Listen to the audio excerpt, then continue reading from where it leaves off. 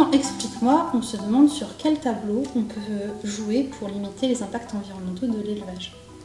Alors quand on parle impact environnementaux de l'élevage, on parle souvent impact négatif. Il ne faudra pas oublier qu'il y a aussi des impacts positifs parce que souvent, qui dit élevage, dit préservation par exemple d'un certain bocage, de la biodiversité. Et lorsqu'on a du pâturage, c'est aussi très important par rapport à une certaine biodiversité et qualité des sols. Les impacts négatifs dont on parle, c'est souvent les émissions de gaz à effet de serre, mais aussi les rejets, urine, bouse, par exemple chez les ruminants, et lorsqu'elles sont en excès, vont polluer certains cours d'eau.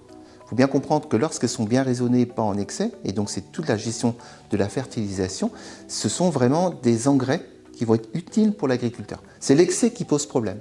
Alors comment faire pour que l'impact, on puisse le diminuer? Déjà, il faut bien nourrir les animaux, apporter les bons fourrages, les bons concentrés aux besoins des animaux. Ni trop peu, ni de trop. Ni trop peu pour pouvoir produire et l'éleveur assurer son revenu, ni trop parce que les animaux vont mal utiliser ces fourrages, par exemple, ces concentrés, et il va y avoir plus de rejets. Donc on travaille aujourd'hui sur la nutrition, l'alimentation. La science a fait beaucoup de progrès depuis 50 ans et aujourd'hui, on est capable de bien déterminer les besoins des animaux et d'adapter les régimes. Une autre possibilité aussi, ça va être la gestion de ces animaux. Alors on parle de sélection, on peut sélectionner des animaux qui vont être, on dit plus efficients, c'est-à-dire pour une même quantité, il va y avoir moins de rejets, même quantité ingérée, moins de rejets et une même production par exemple.